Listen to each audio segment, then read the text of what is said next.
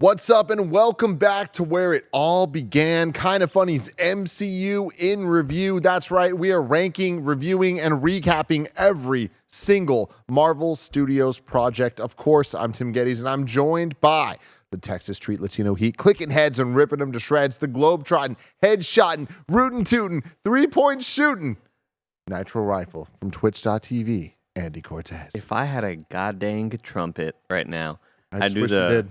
Dun, dun, dun, dun, dun. I need everybody in trombone. theaters to think of me. It's a trombone?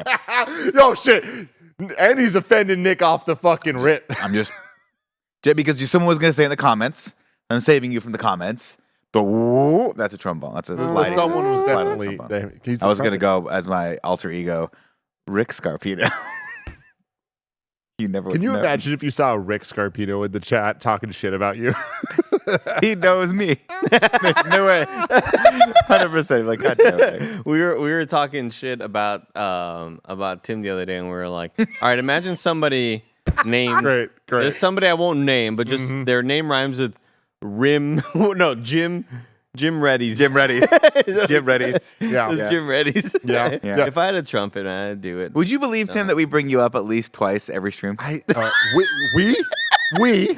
Oh, I wonder who it is. I wonder who could possibly be doing it. I wonder if it is the producer/seducer, Nick Scarpino. Hello, Tim. How are you? I'm good. Do you remember what you were talking shit about me? I was mad that you didn't offer up your home for at least Super 30 Bowl. people, 40 people, 50 people to be inside your house for the Super Bowl. But I did. Yes, you I did. mean, but it was but it just wasn't like I wanted to be yeah. wanted. Yeah. And it was more of like sure, like if you want, like I need like an Andy, you got to be here, bro. Like Andy, everybody's going to be there. I need like I want to be wanted. You know, what if I told you that a couple years ago I did that? You were there.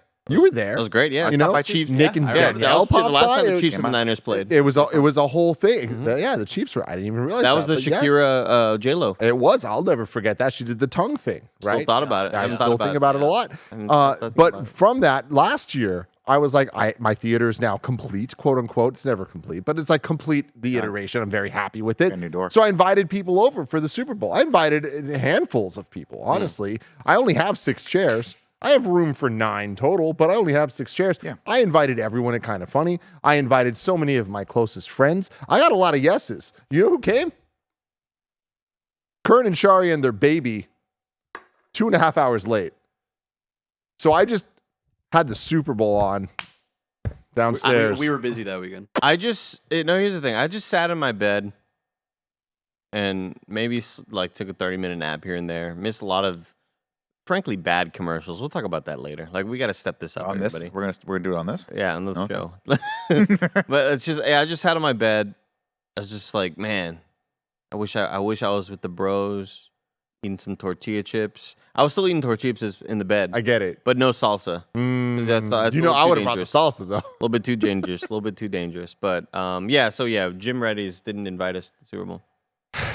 It's a whole thing, and I get it. I get it. And I know we're going already off the fucking rails here, but I want to say I was with Gia a little bit today, and we're talking about people's style at the office and just like what it's been like being in person with people and seeing how their fashion choices have changed over time.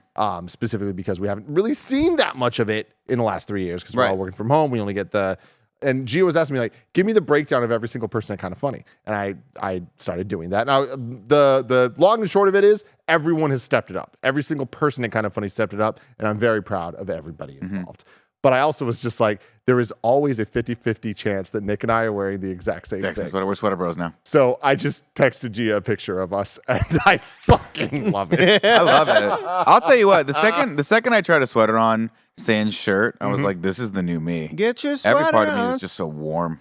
Yeah. Yeah. And it's good. It's good. And I'm not jacking it. It's just this was the one. This was the one. The color I saw it. I'm like, I have to fucking buy this. But I do love that. Like, here we are, Nick.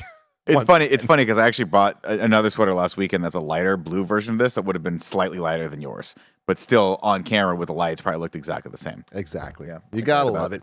Anyway, this is Kind of Funny's in review. Each and every week, we rank, review, and recap different movie franchises. It all started with the MCU, but it's went all the way down to Magic Mike. So anything in between, you're probably going to be able to find on youtube.com/kindoffunny, roosterteeth.com, or podcast services around the globe. Just search for Kind of Funny in review, and we'll be right there for you. Our Rocky/Creed in review continues. We did all the Rocky movies last year, leading into Creed 3. Creed 3 got delayed, so we delayed the Creed in review. Episode 1 will be going up on Monday, and then next week, episode 2, and then, of course, Creed 3. Can't freaking wait. That has a lot of the middle of the Venn diagram going on with the movie we're talking about today, Ant-Man and the Wasp, Quantumania, Jonathan Majors. He's having the major impact, as some people like to say right now. Yeah, those especially in Creed, man. Like, he's going to be a force of your going, can you take me higher? No. It's... Hold on one sec.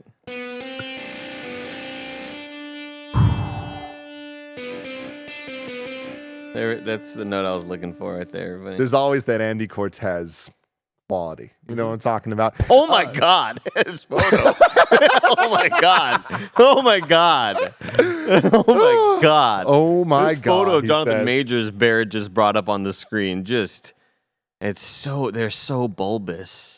Today we're brought to you by HelloFresh, and you'll hear about that later. But if you go to patreon.com/kindoffunny, you won't, because you get the show ad free. You get to watch it live as it's recorded, and you get to be a Patreon producer, just like Trent Barry, James Hastings, Colin Huguenel, Casey Andrew, and Nathan Lamoth have done.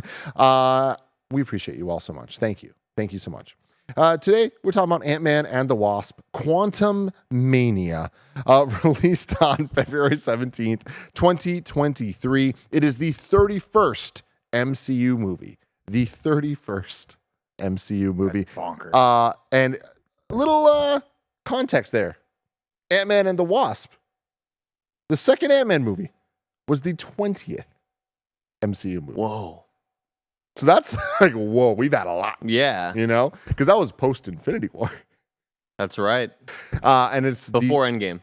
before Endgame. Yeah. This is the 39th MCU project, including the TV show. Was it the only one in between Infinity War and Endgame? It was not. Spider-Man. What was the other? Between Infinity War and Endgame. Mm-hmm. Infinity War. Mhm. It went Black Panther, Mhm. then Infinity War, Mhm. then Ant-Man and the Wasp. Was there a Spider-Man in there somewhere? Spider-Man came after Endgame. Far That's From right. Home. Far From Home was after Endgame. Oh, Thor? Captain Marvel. Yep. Captain Oh, Marvel. That's right, the Marvel. 90s Marvel. Mhm. Wow. Mhm. That's Really right. quick, if this is the 39th project, why are there 40? Shows, TV shows. Well, Tim was saying 39th project overall. You know, Are you counting Guardians? Sometimes Tim the does math holiday? wrong. I am. Special? Okay, that's it. That's what it was. Okay. That's what it was. That wasn't on the list. And Werewolf by Night wasn't on the list either for my math. So it is actually the 41st. Wow. Wow. That's a lot. Thank you for keeping me honest, Barrett. This one had a runtime of 2 hours and 4 minutes, making it the longest Ant-Man movie by a minute or two, but still the longest Ant-Man movie. Once again, directed by Peyton Reed, who did Bring It On, as I love to bring up, also did Ant-Man 1, Ant-Man 2, and directed some of the best episodes of The Mandalorian, including the season finale of season 2. And you see a lot of that in this movie, I'll tell you what, you know? A lot of Star Wars in Ant-Man Quantumania. Yeah. I was going to say a lot Actually, of Rick and Morty. a lot of it felt like a Star Wars. It did. Like when they're on the run. It was pretty cool. But like a Rick and Morty to me. Yep. Music by Christoph Beck, once again, same person that did the first 2 scores and Frozen 1 and 2, WandaVision, Hawkeye, a whole bunch of other things. I will just say, off the rip,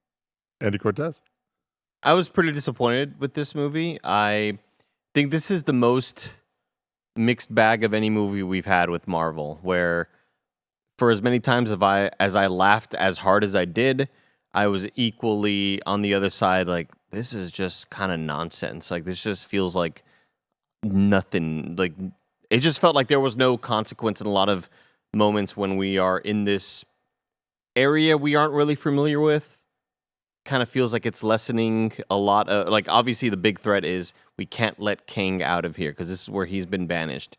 But when we're being introduced to all these random characters that largely don't mean anything to me, I was just pretty disappointed with a lot of the movie. Again, that being said, though, like I think this is maybe the funniest Paul Rudd's Ant-Man has been in the whole, like, in his whole MCU. I think this has some of the funniest lines of some Marvel movies, and also equally some humor that just didn't work for me at all.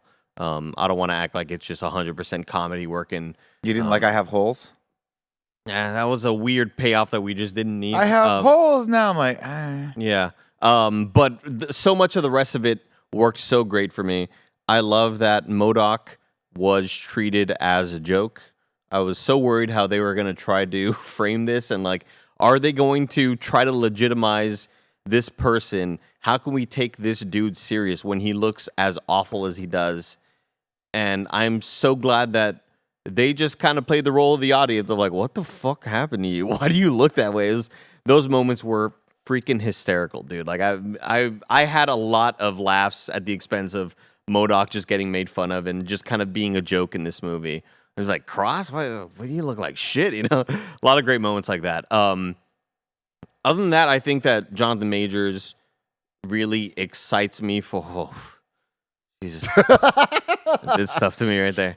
Other than that, I think that Jonathan Majors as Kang really just gets me excited for the rest of the next several MCU movies because I think he was that damn good. I think his performance is so incredible. He's so evil, and, like, you feel how scary he can be when he's in those sequences with Cassie and Scott in sort of like those little jail areas. Yeah, I'm super excited for the rest of the MCU, but I was pretty largely disappointed by this movie overall. Yeah. Tim. This is the most disappointed I've ever been in a Marvel Studios project. really? Hard stop. And I say that because I expected the most from this movie. Like, being the beginning of Phase 5, and even before we officially knew that, just knowing that Kang was the main villain of this movie and what they were setting that up to be. I've been a big fan of the Ant-Man movies, and we've said this a million times, but they're low on our ranking, but that doesn't mean that they're bad. It just means that there's a lot of really good stuff in the MCU. We love Paul Rudd. We love the supporting cast of Ant-Man. They're so good. This movie chose to not use most of the supporting cast that we really love. No Lewis is a major, major fault to this movie to me. Where was T.I.?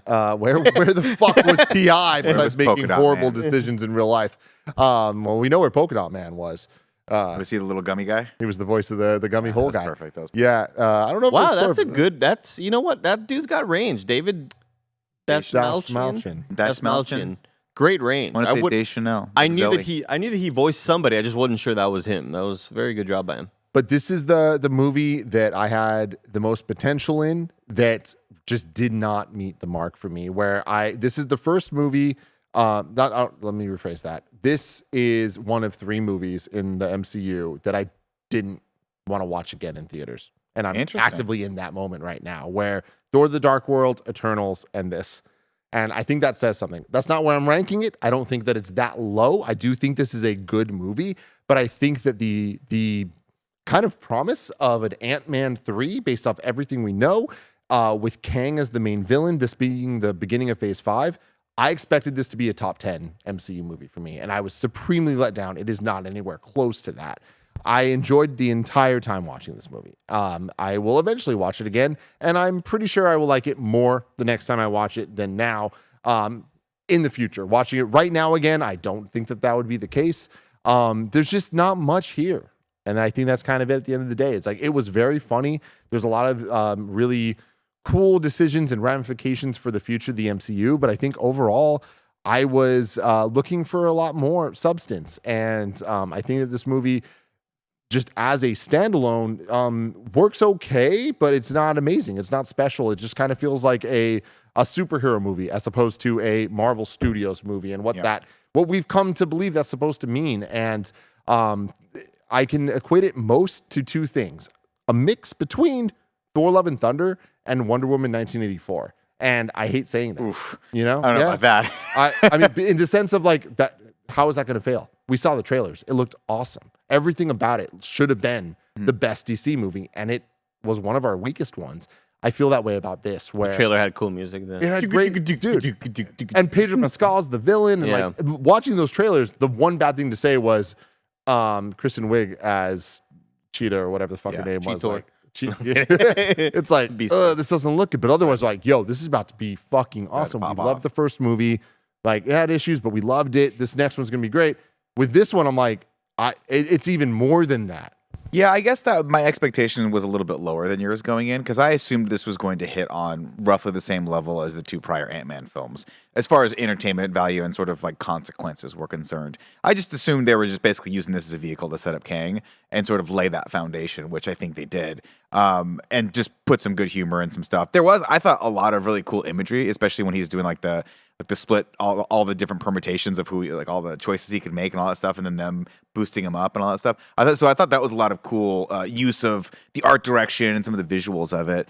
But I'll admit that I think the thing that would have really, really made this movie work for me is if Kang had been like overpowered and so scary that they lose at the end or something like that, and they didn't. Everything was like sort of happy-go-lucky with the exception of him being like, "Oh, this cake's not great," which is a funny little comedic beat. Not really, actually.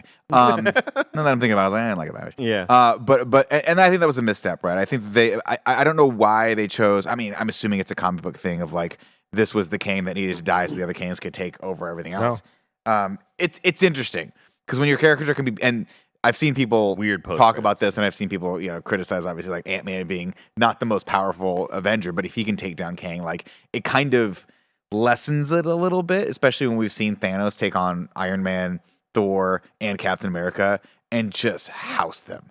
Just not even have a problem with them for the most part. So I think they have a little bit more of an uphill battle to figuring out an angle for Kang that's going to be really, really scary and really, really detrimental to a lot of the health of all the heroes that we've seen so far. And we just didn't do this here. We just got sucked into the box pretty easily. I mean, when it boils down to a fist fight at the end, you're like, oh.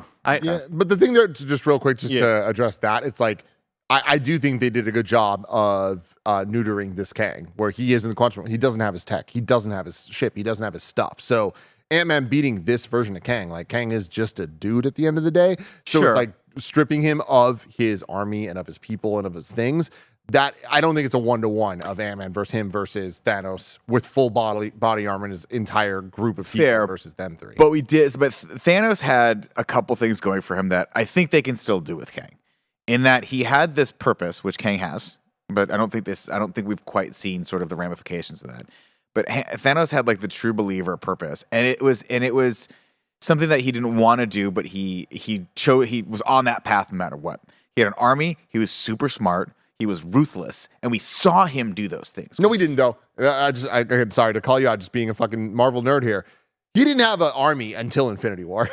And like that is one of the worst things about, like, we all want to act like, oh, these movies are building too fast in Phase 4. It's like Thanos didn't have the Black Order until Infinity War. But he had the Chitauri, right? I mean, yeah, but by extension. Yeah, but by extension of one of his generals, who was Loki, right? Yeah, I mean, that's why Thanos is so scary, because Thanos is sitting there playing the long game and being a military strategist. And to me, that's very, very interesting. And I'm sure Kang will get there as well, because Kang has this empire and all these things. We just haven't seen the gravitas that he could possibly have. And then I think, for me, though, the thing that solidifies Thanos is with the scariest moment possible was you're like, well, Thanos is fine and it's scary, whatever, but when he goes up against the Hulk, we're going to really see. And he just puts the Hulk on the fucking ground. And you're like, whoa, this guy cannot be stopped. It is literally, his tagline is, I am inevitable, which is like the hardest fucking thing you could say to someone. Like, and that's what we call you when you're going to be a boxer. It's going to be Andy the Inevitable Cortez. Oh, wow. That's really cool. Pretty sick. I was thinking main event, but that's cool. Having said that, though, it does give, I think Jonathan Majors did a lot better with the role than Josh Brolin did the first couple times that he was Thanos, right? They didn't really give him much, but the first... What are you talking about? What with? His first time as Thanos was Infinity Was War. Infinity War? Yeah. No, we saw him. We saw him before. We saw him in Guardians. Remember, he said, "I'll do it myself." That wasn't Josh Brolin, Who was it? was it? I'm saying whatever the I don't- Thanos character I was. don't That think was so. And if it was just the post credits, right? It was like, yeah, that was the post credits, and then we also saw him sitting in the chair when they were like reporting to him, yes, sire, or whatever the fuck. Yeah, You know? but I don't I think guess that was that's Josh Brolin though. But anyways, Oh, either way, we're setting him up. My long story short is I think that Kang wasn't quite there in this one, but I'm hoping they can get him there. Yeah. I mean, my thing is, I think that this was Jonathan Majors is like very similar kind of vibe. Oh my god, very similar vibe to Love and Thunder, where I needed more Jonathan Majors, and Love and Thunder, I needed more Christian Bale. Like the 100%. villains were the strongest parts of it, and I think that they were.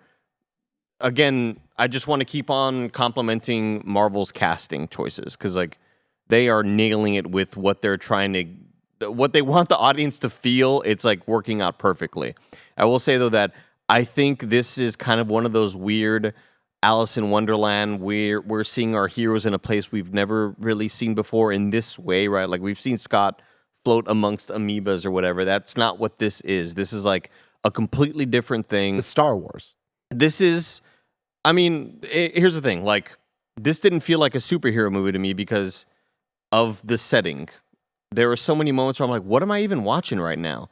Where in Guardians, that's a different story because I know that it's a space action movie, a space action comedy. So I'm seeing our heroes that I'm not too familiar with in a setting that I'm familiar with. Space, galaxies, Final Frontier. space bars. We're on different planets. We're, whatever the fuck the Guardians are doing. That's something I'm familiar with. When we're down there, it really did feel like a random episode of Rick and Morty where they just happened to shrink themselves down and go to some planet within a planet. That's an actual episode of Rick and Morty. And it's like, what are the, like, it felt like nonsense. It felt like an episode that you could just kind of like, you don't got to watch that, but, just wait till watch the Kang shit maybe fast forward till whenever he's on there. When Kang is giving his backstory, when Kang is giving his motivations, and we're seeing where he came from, and then we have that cool reveal moment where Michelle Pfeiffer's like, "Oh fuck, I didn't really realize who you are until I had great this moment. vision or whatever." All of that shit is so cool, and I just like everything before that. So much of the setup of what this quantum realm is. So much of the setup is what Michelle Pfeiffer was doing the whole time, I think was just like really, really bad. Like a lot of the writing in how she's describing what happened to her, it just felt like really piss poor writing to her. I'm just like, I'm making like a stink face, like this is bad, man. I'm not really enjoying any of this.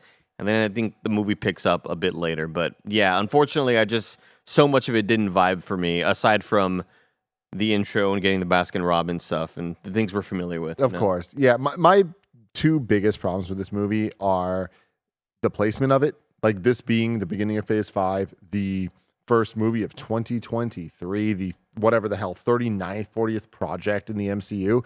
Had this exact movie come out right after Loki season 2, I think I'd be so much higher on it. But it's not. It's coming out now, and it kind of feels, and on top of that though, I would want more backup because I want to see, this movie ends with essentially an all-out war in the quantum realm. And I don't give a fuck about one side or either side of the war. It's like Kang's robot army that we're introduced to here and these characters that like, honestly, none of them stuck with me. They were funny. Like there was bits and lines and jokes they made that like I enjoyed, but like I am not at all connected to them the way that I was the ragtag group from Ragnarok. And sure, that group included Thor and Hulk and Valkyrie, but Valkyrie debuted in that movie. Yeah. There's no Valkyrie here. We get wannabe Valkyries. They're not. They're just simply not. I was really bummed out by Chidi's character, Chidi from The Good Place. Like, I know there was some rumors that he may be Reed Richards or whatever. I think that was like some. Those aren't rumors. Those are hopeful motherfuckers.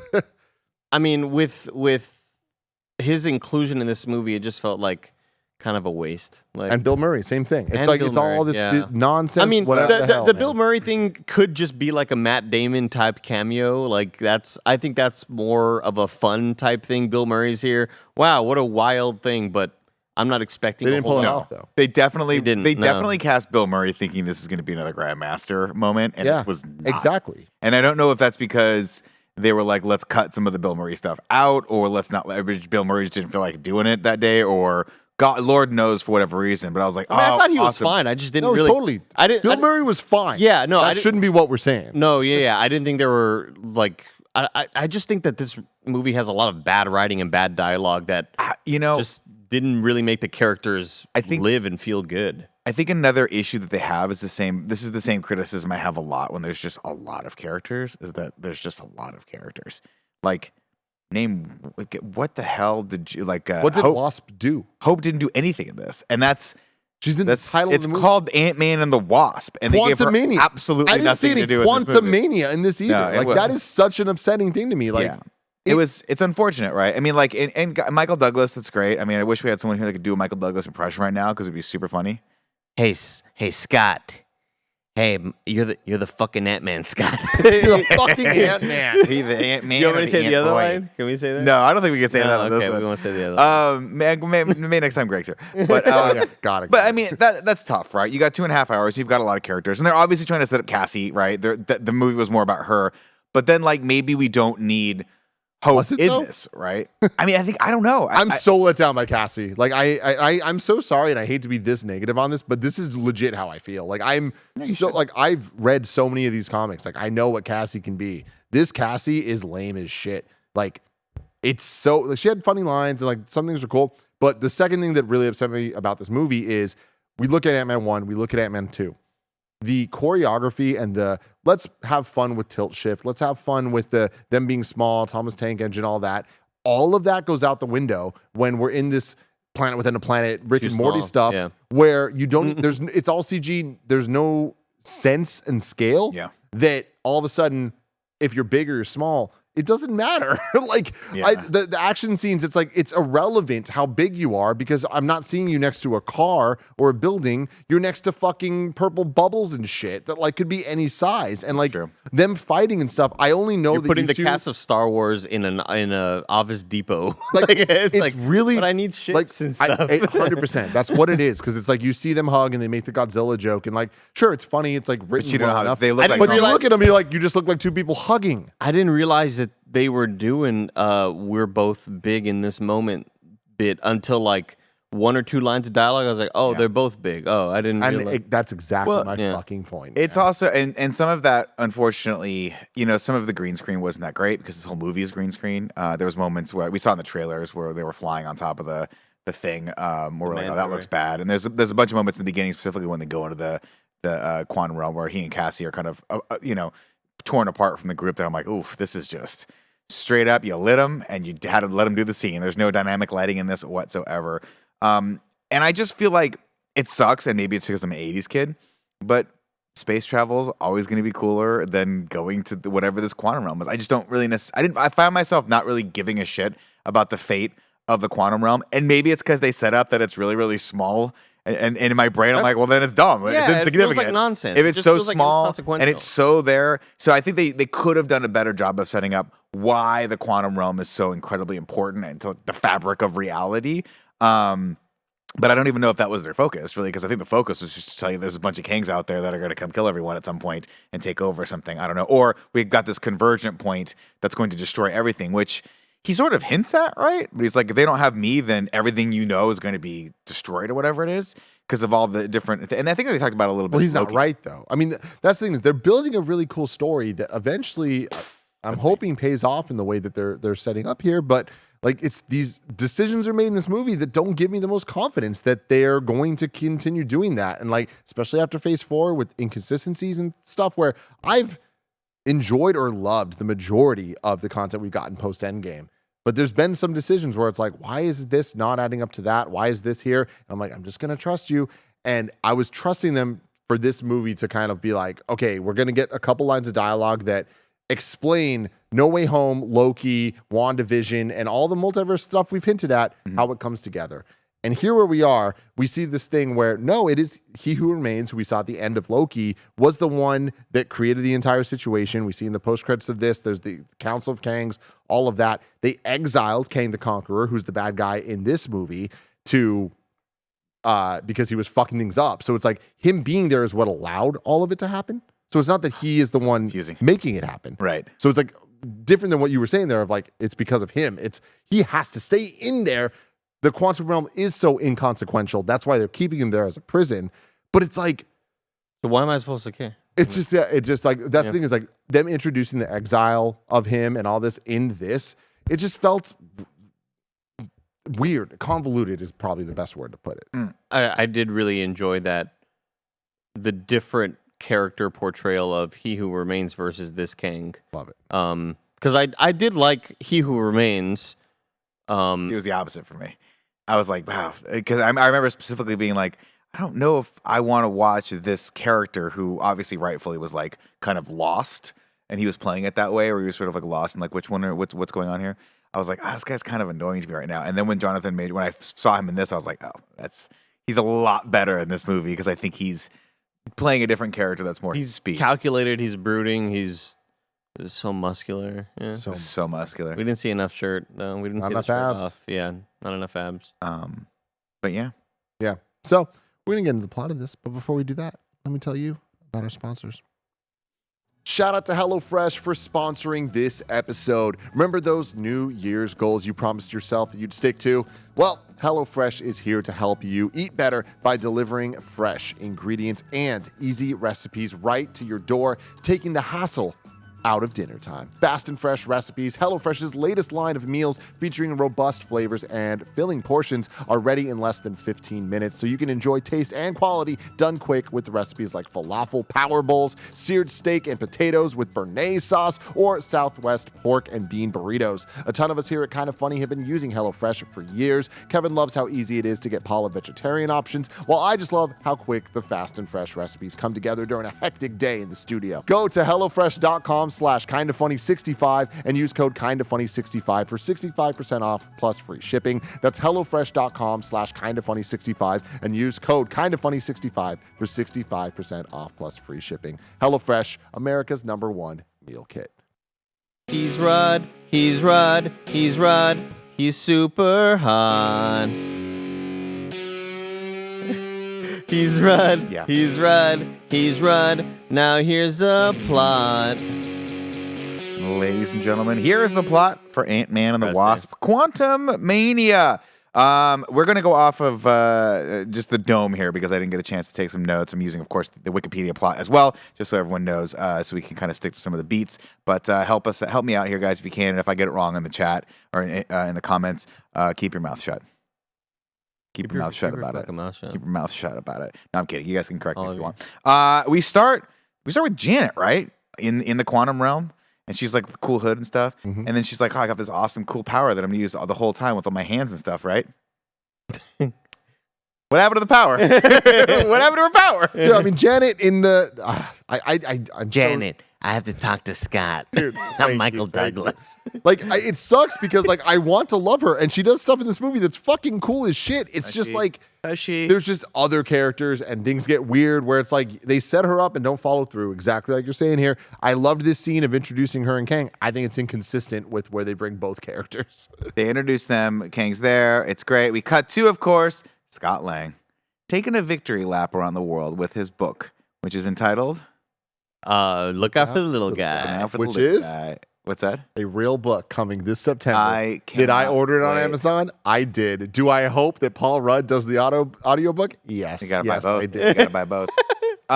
He of course we get the beat of the 31 flavors here. He walks in and he's employee of the millennial or whatever it is, or the century, because he saved the planet. And then the guy that runs the coffee shop that he goes to is like, it's completely free. Thanks, Spider-Man. And he's like, and we saw in the trailer, but Paul Rudd has that one moment where his back's to the camera. He just goes, all right, fuck it, I'll just keep going. Of course, that we'll get that beat played back later as the joke. The movie starts off so strong. Starts off really, really As strong. well. And Scott's just having a good time, right? He's out there, he's on his book tour, and he's taken what I would consider a well-deserved break, right? I mean, the big criticism of Scott so far for these two movies, Hey, Scott. is that he's never had time to spend with his family. And he lost 5 years. And he's off in this. He had to go fight. He's been in prison. He's missed a lot of his daughter's life. So he deserves, some would say, maybe not me, because I'm a hard worker, I'm worth the day I die. But maybe he just deserves a couple years off from being a superhero so he can go on his book tour and just enjoy his fucking family for a couple seconds. No, he can't, Tim, because his daughter is an activist. I get it. She's out there protesting that because the city is illegally or raiding homeless encampments, which is very, very close to reality right now, which is weird. I don't know if the writers knew that was going on in San Francisco. That's yes, they knew. very, very big deal that's happening right now. Very close to home. Of course, they talk about it because these people have been displaced because of the snap. But in reality, California just has a massive homeless crisis. You can't buy a house, real thing. though. That is a real thing, everyone. And it's unfortunate. But anyway, she gets arrested, and he goes to pick her up in jail. She's like, She resents him for some reason that feels a little artificial in this. And this is the beginning of me being like, okay, I'm not quite sure where we're going with this Cassie character, but it's okay because surely all the other characters will not enable her to do this, and they do because Grandma and Grandpa Van Dyne and Pym are like, oh, we're gonna give you everything you want. They bail her out of jail. It's not the first time she's been in jail, but they didn't want to stress Dad out with all this stuff, and he's like, what the fuck are we doing here? I'm her dad. Where's Judy Greer? Where's Bobby Cannavale? Where are these Great people? questions. Why aren't they here? She just went to jail, and Judy Greer doesn't even call. What are they in Hawaii right now? They have another daughter or something we don't know about. What's going on here? They each have separate families. She gives her dad shit for he used to be a superhero. Now you don't do anything. Meanwhile, Paul Rudd's the happiest he's ever been. He's so happy. He's smiling. Everyone happy. fucking loves him. His life is great. And she's like, you could be doing more. And he's like, I saved the fucking world. He's finally the getting universe. recognized. We saw him in Endgame not getting recognized at the restaurant. You Remember? know, people know he who wants he a is picture now. with you. He's like, no, just take the guy. Take the guy. It's a great moment. God, Endgame was good. Anyway, A good movie. Cassie has absolutely zero ramifications for having gone to prison for the 4th time, but instead they're like, you should really see what she's working on. Let's go down to the basement and check this out. What's she working on? That's right. A radar satellite system so that they can map the quantum realm, and they're going to send a signal down there, and nobody... I hate to do this. Go for it. I really hate it because like I know how annoying it can be to be like, hey, you're complaining about shit. It's a fucking movie. To be building a quantum realm. You're telling me that little girl / big girl, depending on how you want to look at it, Big kid. is a Peter Parker? Like, No. Fuck you. No, you were not doing this. You are not a scientist. What the actual fuck? Like, why? We're just supposed to believe, oh, it's superhero movies. So yeah, of course the kid knows science. Like, Well, this is so bizarre. They set up that Scott's smart.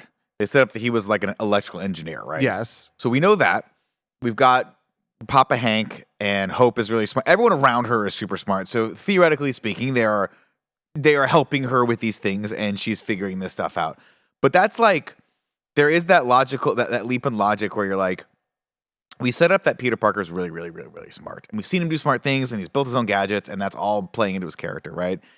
But even the shit that he does, you're like, this is a little bit of a stretch. So you're right. It kind of comes out of left field that she's like, I can map the quantum realm, where there are no books about this subject because we just discovered this thing, and hey, everything's been theoretical up until this point. But that's not the more unbelievable part for me, Tim. The more unbelievable part is that Janet Van Dyne had no idea they were doing this the entire time. The one person who spent 30 fucking years in the quantum realm, they're like, we're going to spring this on her as a surprise so you can go back to that hellhole that you spent your fucking 30 years trapped in. They didn't even bother to consult her. Dude, first moment of this movie that made me go, ugh, because I remember with Andy, up until this point, this movie's awesome. It's an Ant-Man movie. They're killing it. They're crushing it. Seeing them on the fucking top of the Golden Gate Bridge.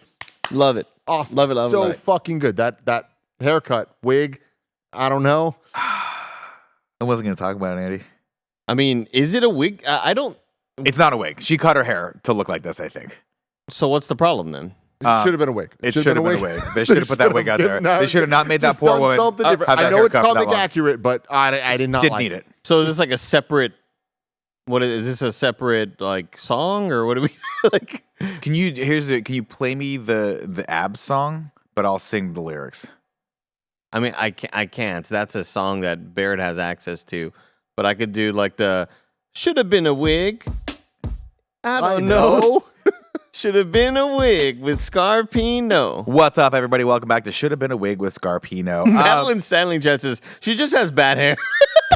You know, I'm so sorry, Evangeline Lilly. Like, it is what it is. it's just I'm gonna dog on the hair for a couple seconds here. You can. Only because it's comic accurate, and it's just indicative of how poorly they used her in this movie. Because anyone that looked at that should have been like, let's not put that haircut on her. Maybe it's not as flattering as it could be. It wasn't bad. In moments that it looked okay, but her hair looked worse than MODOK looked. We're going to get to MODOK. There's nothing. Wow. No, MODOK Played was as a joke. legitimately distracting. It looked like I fucked something up in After Effects, and I fucked up when you don't here's a joke for all the dork After Effects artists out there, right? All three of you who are watching this. You know when you accidentally untether. Go ahead and do your After Effects talk, all right? Give it to me, ready? Every once in a while when you guys are you're going right, you got 100 layers out there, and you go to scale something, you don't realize the scale, the X and the Y aren't locked together anymore, and you accidentally scale the X by 300%, and it stretches it out horizontally. That is what the MODOK thing looked like. It looked like somebody just stretched it out, and at moments when it rotated, it didn't look 3D. It's very weird. And they could have gone comic accurate with it and made him like one color, and it would have looked fucking awesome. But instead, they just took Corey Stoll's face and they just like stretched it around like a sphere in After Effects and threw it out. What's that? What do you mean? The comics, that's how it looks. No, he doesn't look like a human being. Yeah, he does. He does. You brought up one version of him where you're like, I don't know why they gave him human-looking skin. They should have, and he showed me a variant where like he's like purple looking or some shit. He's human. Well, they should have done something else with it. They should have made him blue or purple or something because it was distractingly I think bad. in order to get the comedic effect across, he needs to look the way that he did. I will say this. I just wish he wasn't a joke. I wish they took MODOK seriously. They didn't. That's so hard to do, though, man. I get it. And hey, look, they realize it and they're like, yo, like they kill MODOK in this fucking movie. They're like, one and done, you're here, you're dead. Cool. They knew they couldn't do it, so we're gonna make him a joke, and I appreciate that. I think this is the best case scenario. Make Darren Cross from Ant-Man 1 MODOK, and we kill him. This is the MCU's best version of MODOK they could have done. Yeah. And I appreciate what they did here because they made it a fucking joke. It's either that or they make him purely mechanized to where there's no real semblance of a human. And they would have had to change him so much to where it'd be unrecognizable. It'd be like, that's MODOK? What the fuck? He just looks like an android or something. Exactly. That's when he has his like mask on. Yeah. And like, fuck that. What I'm saying is, I think they could have kept the flesh tones, but made him more stylized and more not cartoony, but something else that wasn't just Corey Stoll's, because it was CG, which was weird. It wasn't actually his face in there, which is probably a smarter idea, but it was like a CG version of his face. So everything about it was just a little unsettlingly off. And at one point, Andy just started laughing. It was like the third time we stopped. Because it's funny as every time. Well, no. Were you laughing because Roger was cracking up behind us. And that was making me laugh a lot as well. But were you laughing with it or laughing at it? No, I'm laughing at it, but they want you to laugh at it. But they want you to laugh at it. But because that makes I'm with it. But see, I'm laughing at how poorly the effect was done. I'm laughing the same way I'm laughing when Hulkbuster pops up and we see Mark Ruffalo's face and it's his just head like, floating. Yeah, it's not even floating in the space. No, but it's that bad. The difference is the characters themselves see it that way, so they're making fun of it, and they realize it's bad too. Right, but I don't think that was the joke. But the joke was that it's Cross as MODOK, not that the motion tracking on the face didn't match necessarily with what the helmet was. That's just a technical goof. Like whoever did this was like, oh, this is gonna be really, really funny. But to me, it was distracting. So you're saying like you wanted the people, wanted that Weta, back. who worked on like Avatar, to work on this face thing, to where it's like it's still, at least it's visually convincing, but it still looks like shit. Because I think the joke we're talking like the joke is that Cross is MODOK and he's kind of deranged and that he is. No, but the Cross is that he looks stupid as shit, or not the Cross. The joke is that he looks stupid. I think you just didn't find the joke funny, which is fair. I thought the joke was funny. At the end, I thought it was hilarious. It was like, at least I died at Avenger. I was like, that's fucking hilarious. And I love that they make fun of him. What I'm saying is the effect got in the way of the joke for me because it was so bad and so like distracting to me that every time he popped on, the motion graphic artist me was like, what that was the fucking final thing they did? Like we all saw it in the trailer. It just looks so bad. It just looks poorly done, is all I'm saying. Yeah. We don't have to live that's what I'm saying. That's the joke. That it was poorly done on purpose. Well, I think there's two jokes. And the poorly done, you didn't need that you're for the fucking other joke. Andy, you know what? I got your ass, dude. No, You know this what, is going to be Andy? a thing. You're evitable. This Now you're legitimately, fucking like, inevitable. You're I- out inevitable. I think that this is going to be a debate between a lot of viewers watching this of like, is this funny or is this not funny? And like, you're going to be on one of those two sides. This is a divisive movie for sure. Sorry, I should have given you the better ride symbol. Hold on. And that's it for Should Have Been a Wig with Scarpino. Thank you very much. Of course, Janet's like, what? You guys are going to go down to the quantum realm? No, you can't do that because I'm using the oldest trope humanly possible in just the worst fucking sitcom possible way ever. I'm doing this because I want to protect you, which is so, just stop writing that line in your fucking movies. It is it's lazy So narrative. bad. It's so bad. And I It's get it. even worse that it causes them to go in there. Yeah. That It's- is At that Now, moment, that's the worst part of it. The stumbling into an accident. I would have much preferred if it was people in there that have been noticing there was a signal being set down there, And Cassie somehow inadvertently picks it up and causes that. or they summoned them and like were able to suck them in there, or Which, like by the way, would have been a lot better for Kang. It would have been a better character moment for Kang if Kang For him was to like, be like, I trying to get figured out." out how to send a signal up and just lured people in, right? Yeah. As opposed to the fact that what it's, was- I'm gonna what was- unplug this. Yeah. Fucking, Like, what was Kang's plan otherwise? Just stay in the quantum realm for fucking eternity?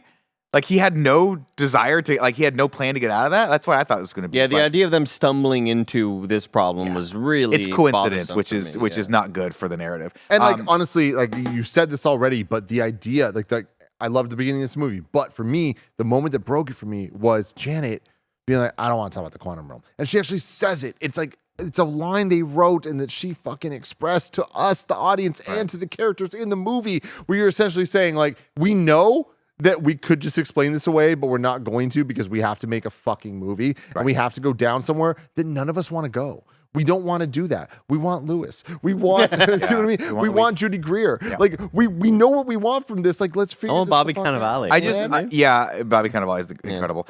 I just really hate that narrative device where characters purposely withhold information from other characters so we can move the story. But especially a character that lived for decades in the place that was the answer to Endgame. Yeah. Like, tell the person that just wrote a book about how he saved the world more about how he actually saved the fucking world. Right. And I understand she's unpacking a lot of past trauma, and I understand that to her, she wants to just leave it in the past. But when it starts to become life-threatening, you have to imagine that you start not liking the character. When the character goes, I'm going to withhold this, I'm going to withhold this, you're like, why? There's no real reason for you to do that right now. We're in the quantum realm, and at one point, Wasp goes, Ma, tell me what the hell's going on. She goes, we don't have time. We just have to go. And I'm like, you're being hunted by something, and this woman, Wasp, has actual like battle experience. She fucking helped save the world. Let her in on what's going on so And she she can do a never couple. And she's got a cool suit. And she never like stumbled on this device either. Never, Ever. never. But I'll say this Because this I'm device sure didn't take 2 weeks to make. I'm Like, sure someone I'm sure someone out there is gonna, maybe not, but the one thing that I do want to point out is that this is not the first time we've seen a trope or a stupid narrative device like this happen in a movie that I ended up loving. Totally. Right? In that, Doctor Strange is like, I'm just gonna do this spell real quick, and Peter's like, whoa, whoa, whoa. It's like, does this have to be done right now? That was a terrible setup for No Way Home. I'll put that But out it there. worked out. Yes. It worked you're right. out. You're right. Because they had other things they could give us in that movie. I like the largely rest of the it was based on movie. nostalgia. Yeah. So I don't necessarily care what gets I understand you have to have an inciting incident to get our superheroes into a situation where they can be superheroes. But this one just felt like it was very rushed and kind of, it just felt hacky. yeah. No, I agree with you. Anyway, we end up going down to the quantum realm, and all sorts of shenanigans happen. First and foremost, everyone gets separated. Cassie and Scott are together, and they get attacked by a group of outcasts. And for my first question is, how do all these creatures live down there? Where'd they all come from? Did they all get sucked into the quantum realm? How come there's humans down there? How come there's not They're humans not down there? humans.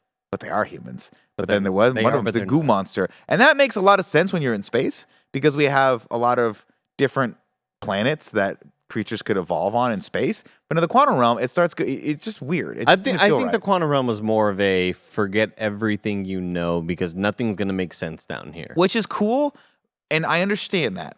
But I've talked about this before. There has to be some level of rules for these worlds. Otherwise, you do start thinking, well, anything can happen, so why should I care? Dude, like I can't even begin to describe how bummed out I became when they are initially sucked in and the CGI is so bad. When they're getting sucked in and we're getting like the flying through the And the ants come through, by the way. space stuff. Like I would have appreciated the more stylized Guardians of the Galaxy time or That shit was dope. Galaxy warping where they're getting all like fucking. It looks like cartoony at a point.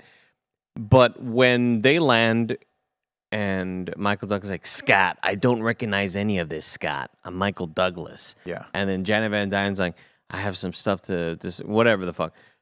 Like all of the description of where they are and what they're doing, all the way leading up to her stabbing the dude, and then being like, we're actually friends. Like, I hate every millisecond of this part. Like, it's in this movie where I'm starting to get worried that this movie may not be good. Well, this is where we get to Star Wars, right? We get to the small rebel squad having to fight the Empire, and they got to go to Lando Calrissian, and guess what? Lando Calrissian, he betrayed, double crosses him, right? Because we couldn't see that this guy's now a lord. Who gave him the lordship? We know that there's an emperor out there, is Kang. Who made this guy a lord? You can't put two and two together? I hate that movie trope. I hate the trope of, we think they're enemies. Just kidding. They've been friends the whole time. We stab and each like, other. I think it can be done well. And I don't think, I'm not saying that I will hate it from now on for the rest of eternity, but I just think it was done well. really oddly and weird here. Well, and it's especially because, since I'm not already loving the rest of it, you know? it's because it wasn't fun, right? And I kind of blame Bill Murray a little bit on this, and I don't know where the writing was with that, because No, I'm not talking about the Bill Murray part. you're talking about everything that leads up to the Bill Murray part. I'm talking about when Janet. Oh, when she cuts the guy's arms off and all that That stuff. part. Yeah. I'm talking about that, and then I'm talking about when they go to the space station and then they meet Bill Murray, which is like the Lando Calrissian, and he double crosses them. I'm like, that's fine, but like Bill Murray just kind of felt flat in this sequence, and it's unfortunate. Of course, we should set up that Michael Douglas is still talking to his aunts that apparently are living. Have lived thousands and thousands of years and are now Ants are sending me signals. super smart ants. That's like oh my god. Right. We'll get to that later. That is like the most baffling story moment. So bad. Another It trope. is shocking. It is comedy.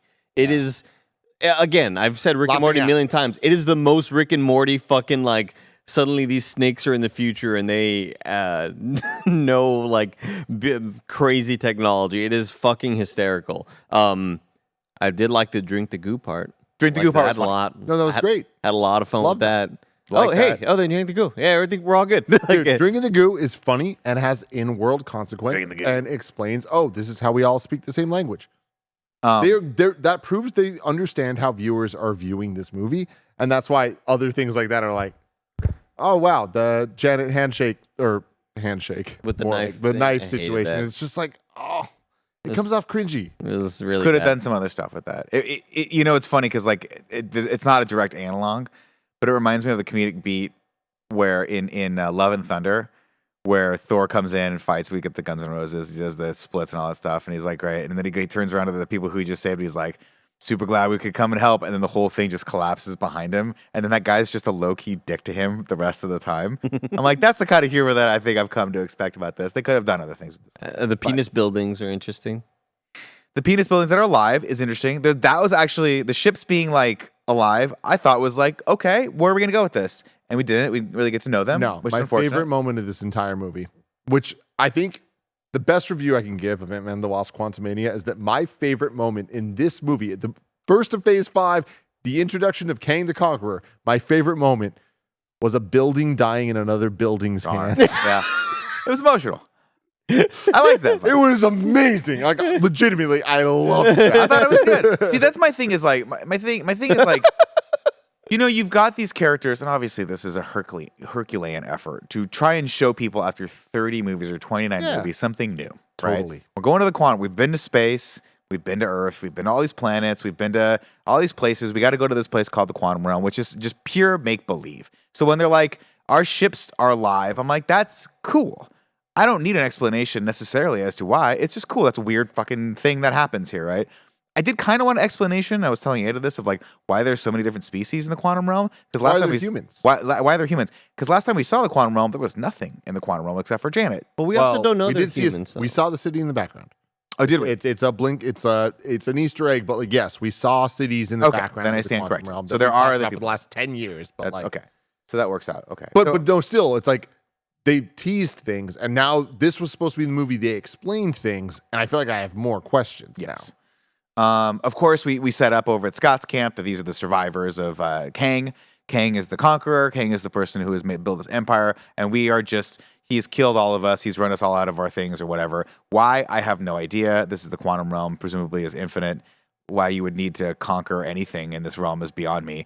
Not only that, again, another thing that really kind of fell a little short for me in this was just I didn't really care about the rebels in this at all. At all. No, but the thing is, I think I cared about Goo Guy for a bit until the And I you're- have holes. But you're Yeah, supposed to that care was about bad. them because Cassie's telling you you're supposed to care about them, right? The same way we're telling you that Kang is scary. Kang's really scary. Everyone, Yeah. Kang's really scary. But it is the definition of tell instead of showing. We only see the one time we do see Kang. He is very intimidating, and I wish we had more of that. Like when he's freezing people and like moving them around, I'm like, that's fucking scary, and it's twisted, and you can kind of tell there's a little bit of him that like gets off on it, not in like a hardcore way, but he loves the power of what he has. That's the thing. That's cool. We should see more of that. But instead, we just get a bunch of rebels who are like, Kang, it's this big deal. Yeah, but no. Big But deal. here's another problem though. It's we're introducing Kang, who can do all these cool things. But guess what? This whole new crew of people that we don't know and don't care about can also do a whole bunch of cool things that we don't know. Yeah. One can mind read. One can do this. The One mind can do reading that. guy was. But it's funny and cool and stuff. But it's like I just think they did such a disservice to Kang the Conqueror because they put us in the quantum realm to introduce Kang. Which, by the way, Kang is not an AntMan villain. Like what this movie did. This is not based on the comics. This is a new idea. Mhm. And He's just an Avengers villain, right? he originally originated in Fantastic Four, but then like he is an Avengers level threat. But he's also one of the more iconic. That's right. He things. has that big Reed Richards sort of. He's a Richards. Yeah. And the Young Avengers with Cassie as like one of the main opponents, the protagonist against a version of Kang is one of the more iconic Kang storylines. And so already we're in here and they're just throwing it all in. And I thought, oh, this is going to be an inspired choice by the MCU. They clearly are going to build to something and do something here. And I think what they did instead was weaken Kang the Conqueror because he's doing such cool shit. But we're also introduced to a new cast of side characters that do cool things that had we known about for a couple projects, movies, even in the background, and then we see them die in this war, that would have meant something. Instead, this just builds to Couldn't have two given less separate a shit. sides doing cool things against each They are other. bacteria. That negates the Yeah. coolness of it all. Yeah. You know? Yeah. We set up at this point. Janet at some point comes clean. She talks about Kang. She talks about how he was there. His ship crashed. He's got this energy source that can basically take his ship anywhere he wants to go in the multiverse, multidimensional, anywhere. And this thing is super important. Of course, she's like, we spent years trying to help him fix it. Did they make out a couple times? I don't know. We set up that she made out with Bill Murray, and Jonathan Majors is literally 500 times better looking than Bill Murray.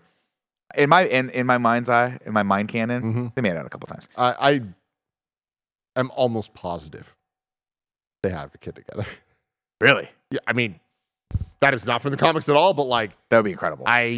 with how they set this up, I think that that's going to be a gag at the least, a major villain or major superhero at some point. That'd be cool. Because I'll say I like the scenes between them. I think Jonathan Majors and I mean, my big criticism of the prior movies is that we didn't really let Michelle Pfeiffer have any good scenes. We let her have scenes in this, but the ones that really stick out are those moments, especially that moment where she touches the energy source and it shows her every single thing that he has done up until this point because it's going through all of like the thing. Yeah. Anyway, and it's just fucking shocking. He's a conqueror, and she's horrified, and she plays that moment great. Like just take a dump on me with lore. You know what I mean? Like these Kang Are you gonna lore sit in the dumps. lore then and fart?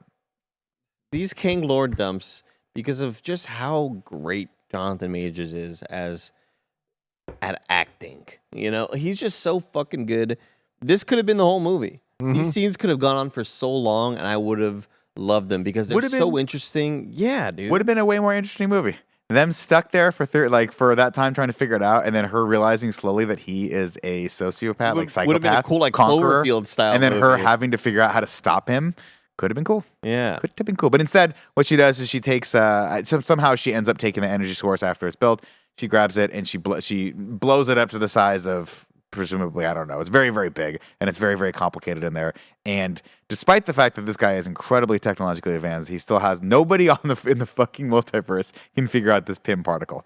Only Hank Pym knows the secret to this thing. Nobody can figure it out. The guy has mastered time and space, but he can't figure out how to make himself just a little bit smaller, a little bit bigger. You don't know. Hey, man, Andy, if you could have one cool piece of tech from the universe, would it be the Pym tech, and why? And would you use it to be 6'2"? 6'3". Sick. I don't think it's so much that. I think it's more Duncan. that the other variants of himself banished him, so he doesn't have access to those things. Right, but he's got the ship, right? He's got this cool power source, and like he's built this other thing, and he's got all this other. He's got tech that can like freeze people and where they're at. So Yeah. I don't know. It just becomes unbelievable that you're like, you can do all these cool things and you can't do this one thing. You can't shrink your power source back down. But again, a superhero movie. But I mean, I think it's that I didn't bother. This didn't bother me so much. It's Yeah. just something I'm thinking out loud with. Yeah, no, for sure, and I get that. I just Gave think him that a- like gave him a they're- MacGuffin this a is lot. something that I give them credit for, and I don't want to criticize them for it because I do think that the idea was the Kangs knew what he should and shouldn't be able to do, and like gave him some things like we don't give a fuck. Like we want you to thrive. They could have killed him. They didn't. They exiled him Why not? Why didn't they kill him? because they didn't. They're one of him. They didn't want to. Are at there least any- as far as what we're being So they told. exiled. So okay. So that. But Are I there get any that. stupid ass kings? Yeah, there's Oh a yeah. couple. Oh yeah. Okay. There definitely are. No, but like not smart ones. Yes. Yeah. Okay. Yes. Okay. It's just interesting because they're like, we're going to banish you, but we're going to give you a ship that can take you anywhere. Kind of weird. Because if his ship was working, he could have left, right? But I think it was more Isn't than that the whole banish point? him with the ship, though. But why? But can't he just come right back? Isn't the whole point of this that he's got his power source, the ship's working, he can come right back? The whole point is that he's asking Janet to make this power source. Like, did they know he was going to crash land on this planet? It was going to kill his power source? I think it's more that they didn't plan for Janet being there. They didn't plan for. But Somebody follow with me, the follow power me. source And does again, it. shoot holes in this Yeah. if you want. Because I'm And I'm legit, with you that I I'm don't legit think it confused adds about this. All the Kangs go, we've got you. We're going to banish you to the quantum realm. Before we do that, we're going to put you in your cool ship that's got this power source that is ultimately like super powerful. My read on it was different. My read was He was escaping or something? yeah, That makes more sense. He was in the ship, and they did They were like, something pew, to pew, banish pew, him. pew, So and fired like him. they would have chose to not give him the ship, but they had the couldn't stop. opportunity. They had it. That makes more sense. Yeah, That makes yeah, more yeah. sense. Okay, I digress. Give me a Taika Waititi short series of like similar to like the Thor and his roommate sort of thing, but also like a Kang who can't multiply 8 times not 7. You know what I mean? Just like a normal Kang. What's 8 times 7? 56. Yeah. Just like a normal fucking Kang who Checks. has a So part-time funny. job, doesn't want to work a full-time job because it's just a lot of work. Kang is like, It'd be so awesome. they're like, Kang, if you just applied yourself a little more, it's like, nah, I'm good. I'm Yeah. good. Hey, maybe we'll get that. Yeah. They're still doing the shorts, right?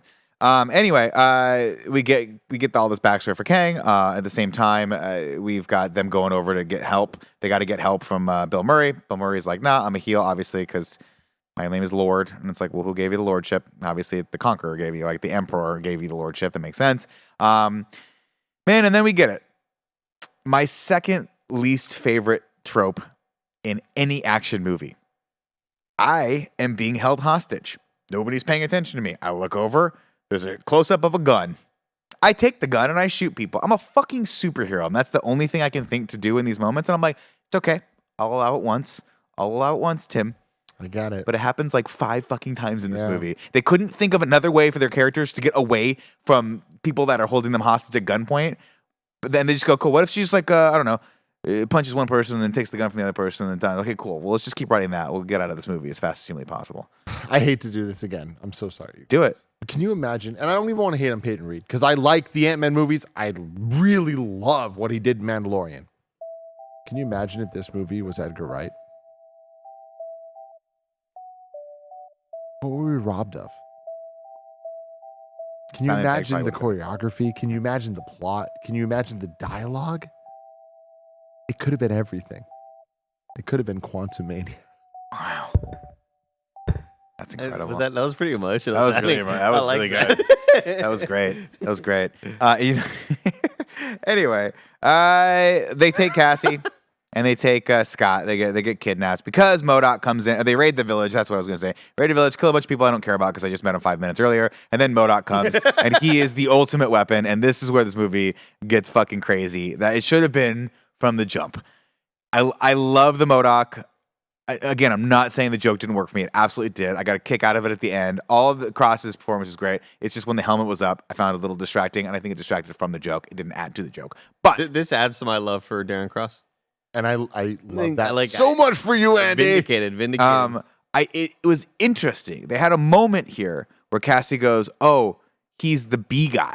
Oh, so good. Right? Which earlier they brought up. Right. In the and car. I was like, "Oh shit, what a great character building moment." Because Cassie's not a superhero yet, right? She's kind of a wannabe superhero. She's out there protesting. She's getting arrested. She's going through all the motions. She has a suit. But she she has a suit. I fucking hate that. But she hasn't been tested yet, right? She hasn't had to face fear like other superheroes have had to face fear. What a great way to set this up of like the guy that fucking traumatized you when you were a kid because he attacked you in your bedroom, he's now standing in front of you and he's trying to kill you. This is you rising. Floating in front of you with Floating really in front of you, small. with really arms and tiny little legs. small. When she goes, everybody grabs it. He's like, what? With their normal hand. But they just didn't really do a lot with that because Cassie's just like, oh, okay, he's here, and I'll fight him. And it's like, oh, you're not scared of this guy that She is literally your nightmare? Okay, to be fair, she also fucking grew up with gigantic ants. I think she's a seasoned veteran. Sure, but the ants didn't show up when she was 5 years old in her bedroom in a fucking scary ass suit and literally hold her hostage and try to kill her. I think it all blurs together. It does all blur Big together. I forget what ants. you know. Anyway, he's there. He takes him back. He's the ultimate. I'm the ultimate weapon, and he blows everyone up and takes him back to Kang. And we got our first scene with Kang here. And Jonathan Majors is cool. He's cool, Oh. and he's. I think he's playing this character great. Again, I'm very excited to see where they're going to take him. Good, man. They shoot him different. They treat it differently when he's on screen. Like him awesome. walking in and you see the camera starts with his like reflection on the floor and it going up. It's like, oh damn. Like I there's will a say- gravitas to it that like again, I we got caught up in it and I even saw in the chat that You're out like of your league, Josh AntMan. Brolin was Thanos in Guardians. But like it's a small bit, whatever. But my point being that like we didn't get Thanos till Infinity War. Yeah. And here it's like he's Kang. Like Jonathan Majors, like there's something here that we don't get from other MCU villains. Like I can't even think of one to bring to mind. Like Killmonger, he's great in his own right, but like this feels different. This feels like, oh shit, like your reflection's scary. I want to give a shout out to his suit, which I think he has here. It's incredible. One of the coolest design suits. Period. The And it's- intricacy in like the sort of texture of it, the gold pops, the fact that it's kind of Scars on his iridescent. face. all that stuff. I'm is so fucking happy rad. that we're past the point of like the mid 2000s. We can't have super comically accurate, super bright, vibrant colors.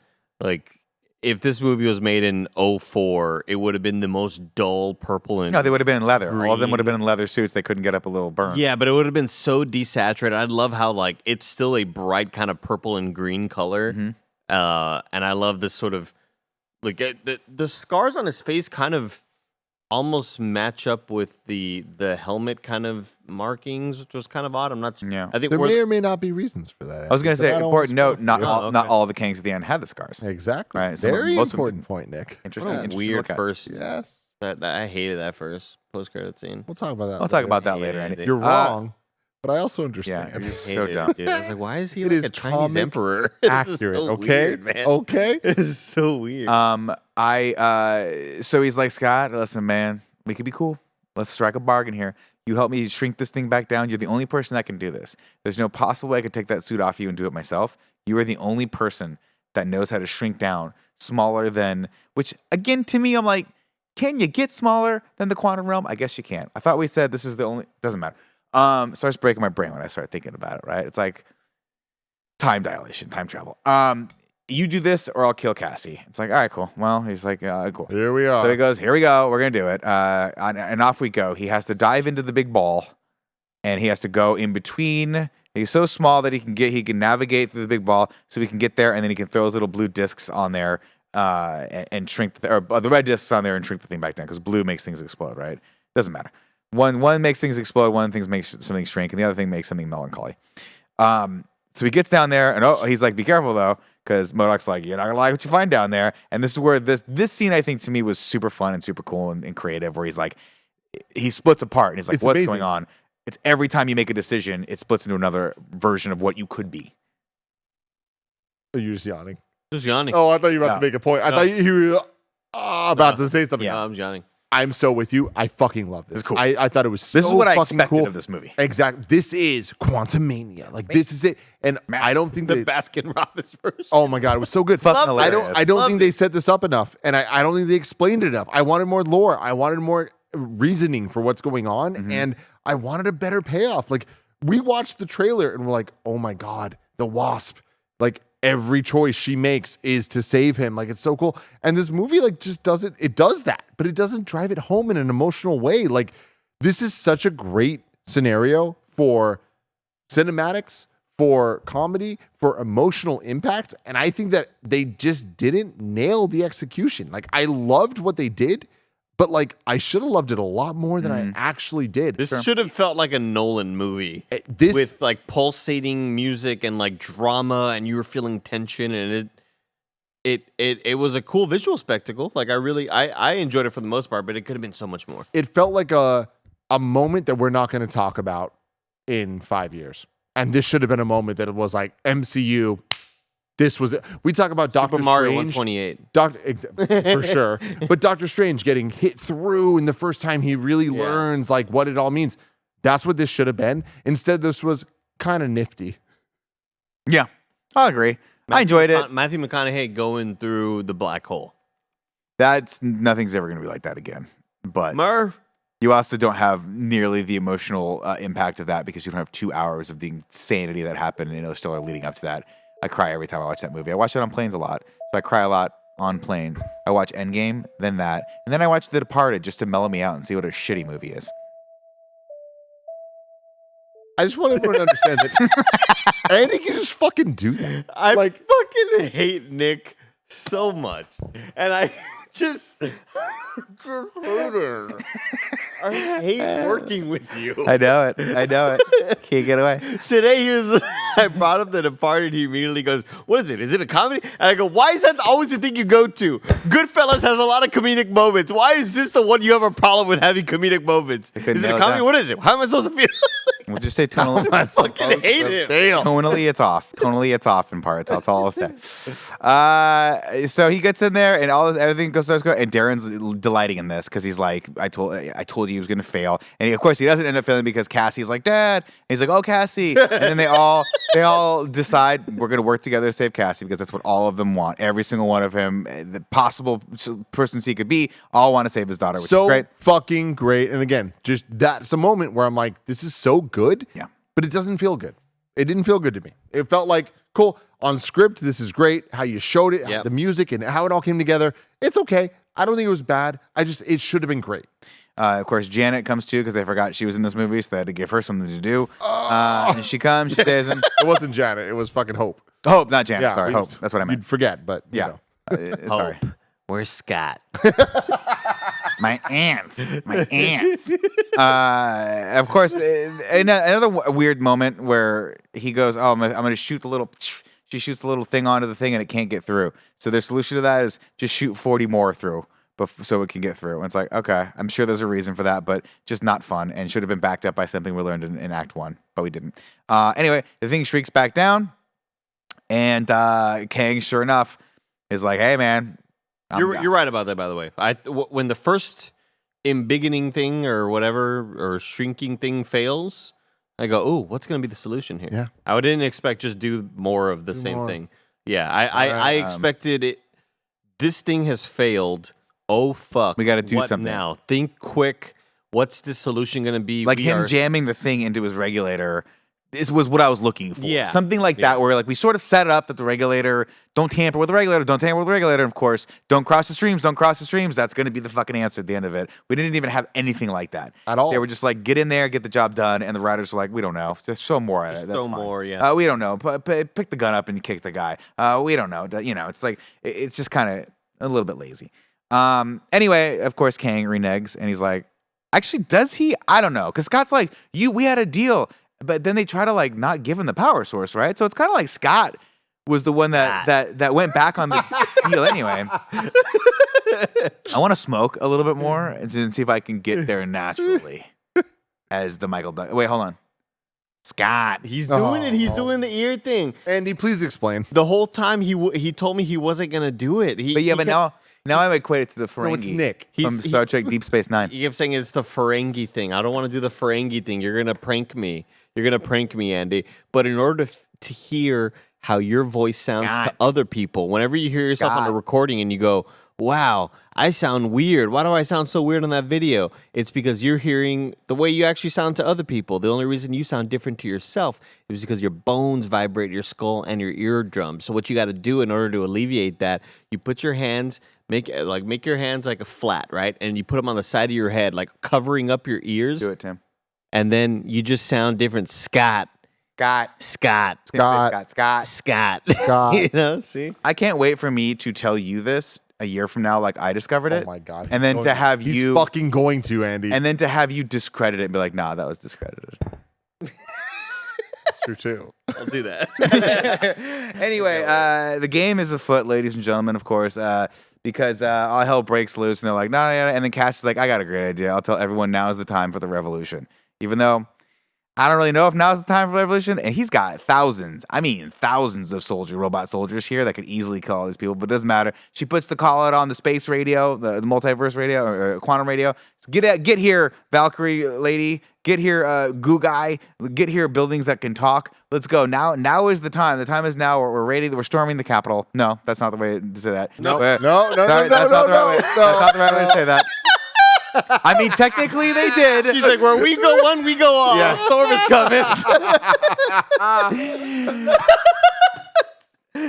We're taking on Kang, is what she said. Now's the time. We're going to overthrow Kang. Great. That's great. And this is where I start to get a little disappointed with Kang because obviously, You know what sucks about that, Nick? What's that? This is the point that people are appreciating Kang. Like this should be Kang's moment, and Yeah. like this is where Kang is in the movie, and like I am not that impressed. I'm not impressed at all. And again, you can tell me that he doesn't have his tech. You can tell me this. You can tell me that, and I get it. But the reality is, this character should have we should have had the moment where it's like, are they gonna beat him? They're gonna beat him. Oh, they're not gonna beat him. Oh, he's playing for this. Oh, he's 5 steps ahead of them. But instead, it seems like his only power. Also, I don't know why he couldn't use the power where he could like move people around because he just stopped. He just, I guess, forgot that he had in that. the jail. I thought that was like a jail. Is that his jail thing. cell thing? It was part of his suit, though. He could do it. He like controlled it with. Oh, the suit. really? I thought it was like when these people are captive, I can similar to like.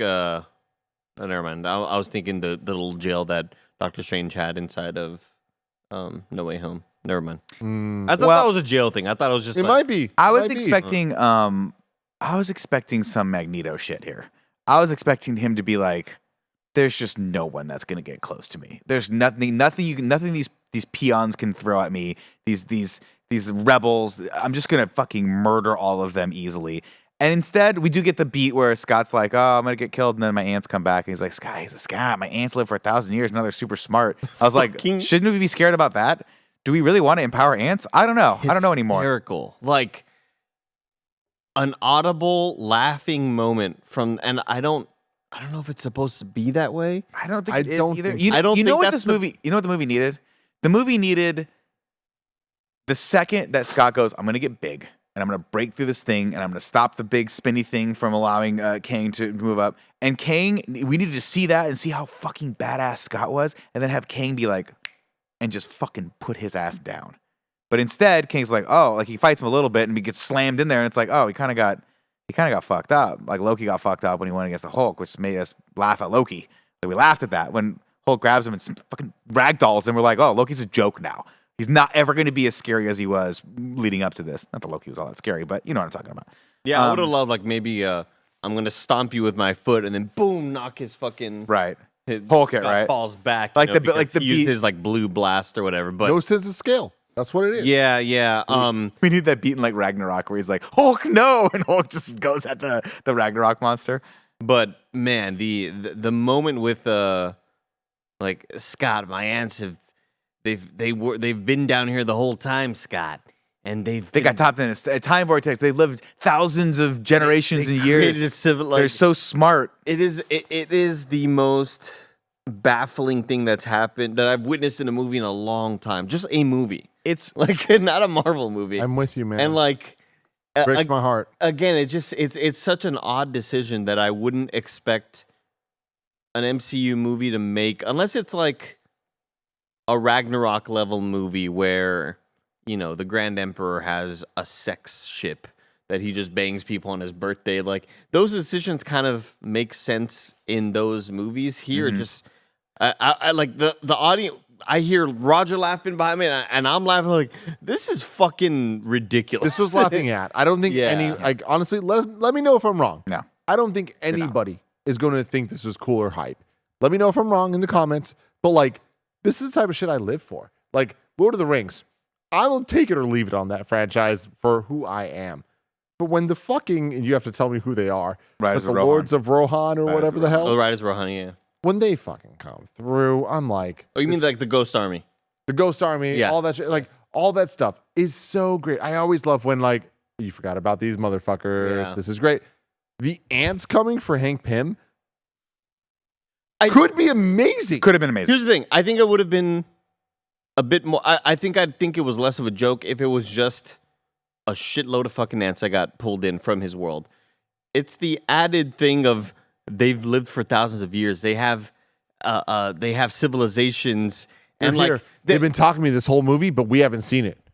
Like when they did the whole we thing, did a little bit. but that's the thing is like we did a little bit only because like it was very obnoxious that they were building something in like not a cool way. It was like, what are you doing here? Yeah. Had it been like a fun look through the movie, you didn't notice this, but the next rewatch you're gonna notice it. Instead, it was like super obvious, and it was like, what are you doing here? Are you building the ant thing? Oh my god, you built the ant thing. This is so dumb. This is so fucking dumb. I thought it was hilarious, and then it does play into some actual good comedy of, you know, like, you know, hey, knock socialism all you want. I think that they like That I was a enjoy good beat. Great that's jokes. That's good Fucking comedy, great and this jokes. movie is filled with a lot of great fucking It jokes. is. I don't want to act like I hate this movie 100%. I think this movie's good. I stand by. I think it's good. Like I think I enjoy as much things as I equally on the other side as I don't like. I think this movie is filled with a lot of really good fucking humor. It's just sometimes you're also laughing at stuff that shouldn't be funny. Well, it's also just another one of those things like, it's just, did Michael Douglas need to be in this movie? Did this character need to be in this? I don't know. Did he really do anything? Did he need to be sucked into the quantum realm? That's I the think that's the thing is like, thing, did yeah. he need to, right? Did, like, to a degree, did Hope need to? Yes, maybe. I don't know. But I would have rather Hope if didn't this need to be in the movie. I would have Period. rather this been Cassie and Scott, and we explored their relationship where they're right now. As Cassie is on the, you know, is coming into her own as someone who wants to do good in the world and has a super suit. And I like the beats where she doesn't necessarily know how to use them, but I just feel like Scott is a little bit too forgiving of her in these moments. But I don't know. I guess he knows she's a good person. But the big problem I have is when she goes off against MODOK later. Again, I brought it up earlier a little bit, but I wish this had given us more. I wish she had more reason to doubt herself in this moment and come up against this guy that she had been terrified of before. But instead, she That treats wasn't it really built in enough, though. I don't think. Like, no, but I think they could have done something like Oh, that sure, because yeah. her whole thing here is trying to figure out how to be a hero that like her father, right? I mean, she's like, I got the suit. I'm doing these cool things. I don't really know how to use the suit yet, and I'm fucking up a little bit, which I like. That's good. But then she fights MODOK and kind of doesn't really. We kind of see her struggle a little bit here and there, but she's like, oh, I'll just get big and fucking punt him across the floor. And then she's like, don't be a dick. And he's like, okay, I'll not be a dick anymore, which that part I actually thought was pretty funny. I think they could have done more with Cassie, and I think they could have done more with that Great. if she had spent more time with Scott and it had been about them going on an adventure together. But we have 6 other characters that are here that we have to deal with. Anyway, she's like, don't be a dick. And he's like, you're right. I don't have to be a dick anymore. And so he comes the very, very last minute as the ants are cresting and all this stuff happen. And he stops Kang. Cresting. They crest. That was a dope way to put that. Thank you. I forget how all of it goes down, but Kang gets Kang over. has, like, a little he's got the force thing. field Yeah, that's up. right. And MODOK pierces through it. Yeah, and he's crash like, lands. I'm not a dick anymore, or whatever the fuck. And his little which I didn't heartbeat really going on. like that part, but everything following this, dejected, on the verge of death, MODOK on the ground leads to some of the most I've ever laughed in an MCU Well, movie. Like It's up so there with funny, up there with the man. funniest parts in Thor Ragnarok, where I'm just like close to crying of laughter. Him and every line got funnier, and ending with It starts with Hope seeing him for the first time, right? And she's like, cross all. Like, it's weird, right? And everyone has, what's funny is everyone has the same reaction, like, what the fuck happened to you? why do you look like Michael this? Douglas has the same reaction. Paul Rudd has it, and then Hope having that final one where she's like, "Whoa, what is going on there?" He has the moment of I have very normal hands, very normal man hands, or something like that, and then just the end moment where he's like, "At least I'll have died an Avenger." And Paul Rudd's like, "Well, you know what? Sure." And Paul Rudd being the one to say it's so good. So funny. Yeah, it's Yeah. so freaking good. That was a man. great moment in this. And then huzzah! I guess Kane comes back at the end. Well, they No, put the no, little no. thing But it's before that. It's like you were always like a brother to me. together. He's like, "Was I?" Yeah. Really funny. Really funny. I love the MODOK they gave us in this movie. I'm so disappointed. Cut your hair. That's right. You cut your hair. Yeah. They even talk shit. I can't talk shit. I can't talk shit either. Good part of the movie, man. They put the little engine back together, and they start up a little portal that brings them back to reality, and everyone gets sucked through except for Ant-Man, who Kang, of course, comes back for one final kill at the end, and they fight, and his shirt's torn now. We can see his jacked out arm, and they keep kicking each other's asses, and I keep thinking to myself, this is so disappointing that it just kind of boiled down to a fist fight between these two guys. Let me take a second here. This is a moment in this movie that I really have to start questioning movies at this point. Sure. And superhero movies. Sure. And where we're at, where we are 40 projects into the MCU, Keep going, Tim. 15 projects into the DC EU, whatever it is. Like all of the different superhero movies that we've had, there's been good, there's been bad, there's been Morbius, there's been Endgame. I like how there was good, bad, and then there's Morbius. That's Yeah, in its own section. 100%. It definitely is. But we're getting a lot of those. And we've gotten a lot of those. Catwoman, whatever. But we've had so much that we have so many expectations, lofty expectations for what we expect from specifically a Marvel Studios movie project, the start of Phase 5. And for it to end here, where the moment starts of them facing off, Scott Lang and Kang the Conqueror. Yeah. Not He Who Remains, not a different variant, the one from Kang. Mm-hmm. And it ends in a fist fight and them going through. And the whole time I'm watching this, I'm feeling nothing. My only question going through my mind is someone going to die? Yeah. I don't give a fuck about Who it what's is. actually happening or who. It's just like, Just end it. what's the result of this? The only reason I'll rebut that I'll appreciate this. Yes. it was the brutal nature of the punches. I was Oh, he's still in shape from Creed 3. sure, yeah, of course, yeah. He's got that right hook. I was just I enjoyed the sort of this callback to you're out of your league, Scott. Like, hey, look at me and look at you. Like we had that you're out of your league moment way earlier in the movie. And then seeing it now, we kind of truly see why he's out of his league because suits are gone. There's no superpowers. And Paul Rudd is getting his skull punched off, like almost. And I just kind of enjoyed that. I enjoyed the violence here. Apparently, is it true that they cut out a lot of the violence, I heard? Yeah. That this movie was supposed to be a bit more brutal in some moments. I feel like maybe those moments would have been here. I kind of enjoyed this fight because I legitimately thought like, okay, this is where they kill off Scott Lang. I feel what you're saying. You got punched, Scott. I didn't feel it. Like I wish we saw more because like to Nick's point earlier, I at no point in this thought that Scott was really in any danger. No. Like Zero. he was getting punched and yes, there's blood that we don't see normally. And it felt more like Iron Man, Captain America in Civil War. But like I thought when Iron That Man fight had weight held to the shield up and Yeah. was like, or sorry, Captain America held the good shield movie. about to like, and it's like we knew, and like there was this whole like question of what's gonna happen, and he hit it in the fucking thing, and it was like, oh my god, that was powerful. With this, there was no moment like that. He was just being punch hard, but also he was like, I'm gonna still fight. He's still Ant-Man, and we've seen in Ant-Man 1, he's a fighter.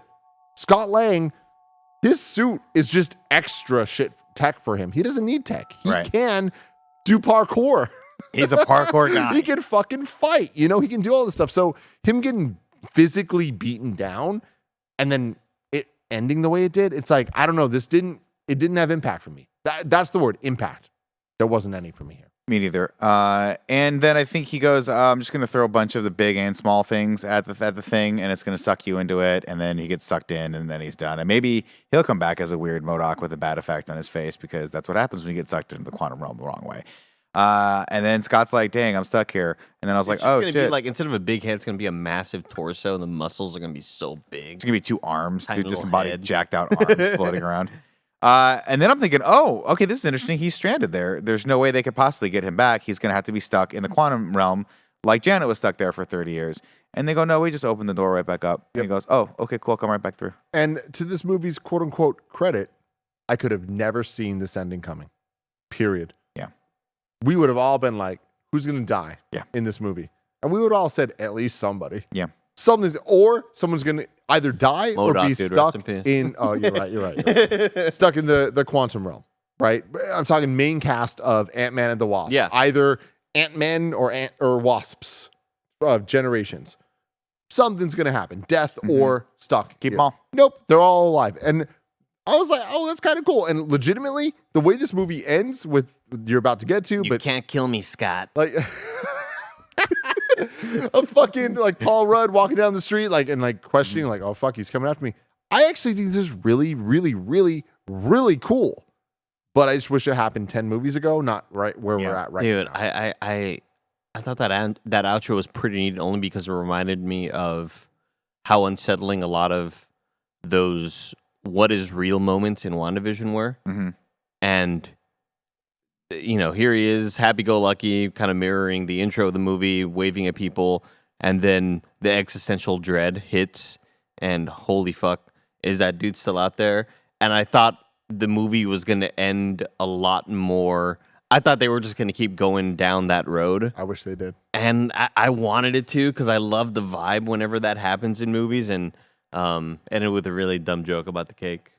They had a bad joke about the cake, and that was it. And that is Ant-Man and the Wasp and all the rest of the cast from Quantumania. We get the mid-credit sequence here where the Council of Kangs has gotten together and they said the Conqueror is dead. The guy we threw into the quantum, he's dead. So now we can start our grand plan. Why we couldn't start it before?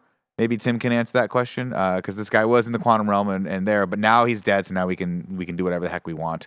So that's what we're going to do. And there's a bunch of different variants, and they're very happy. Everyone's super stoked that the Conqueror is dead because now everyone can rise up together and find all their Mortys. All the Mortys. Ragu. Bagu. Before we get to that, we do have a post-credit scene. Yeah, Andy, what the fuck? How are you gonna rush through these post credits? We gotta talk about it. I knew what you were going with. fuck. Wow.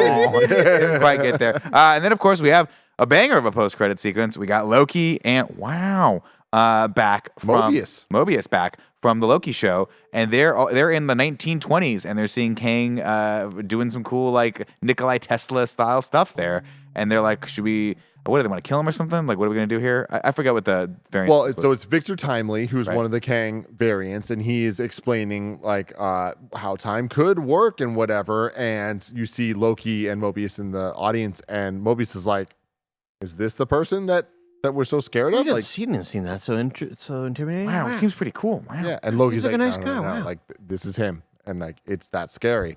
And so yeah, that's leading into Loki season 2. We already know that.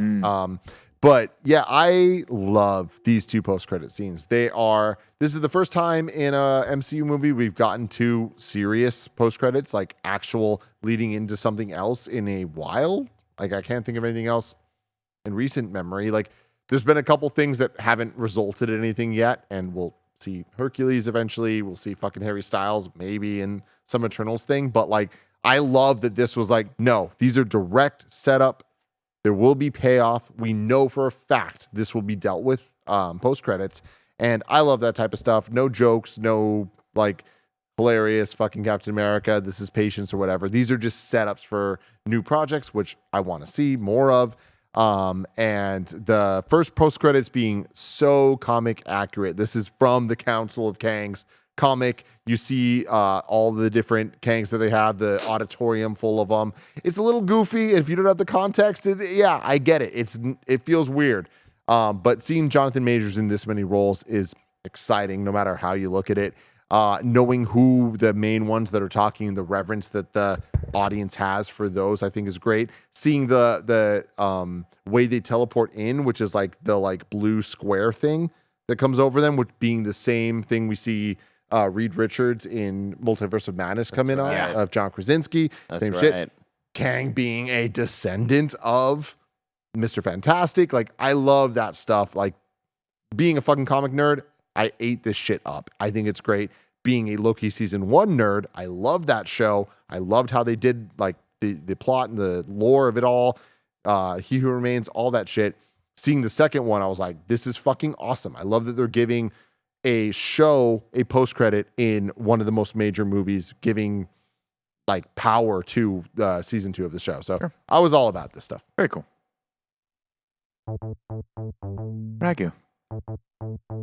Bagu. Oh no. Let me do it again. Ragu. Bagu. There you go. What's up, everybody? Welcome to Bad Guys Talk Bad Guys here for the MCU, the longest list we have in the history of this company. Tim, do you want to pull it up? Do you have that list? He's an S tier. I do have the list. Just read us the S tier, I think, right? What do you think is going to go, A or S? Legitimately? Yeah. I'm debating between those two. Wow. Because I think the promise of him is amazing. Yeah. I think what we're going to get is going to be great. I think what Kang the Conqueror was given, both writing-wise and choreography-wise in this movie, is very good. But I don't think it's as high as it could have been. Yeah. Having said that, I don't think that villains are the best part of the MCU. So I think that it's still very, very, very high. I am between S and A tier. So that's the spot I'm putting it in. I don't know whether I put it in S or A, though. So the bottom of S is Scarlet Witch in Multiverse of Madness, and the top of A is He Who Remains from Loki. Didn't expect that, but I put him right above that. I put him right underneath Scarlet Witch. I think that I'm right there with you. I loved him. Thank I you, think Bear. it's great. Thank you. Yeah, Very Bear brought excited. up images to kind of remind us and put us in our place. I get it.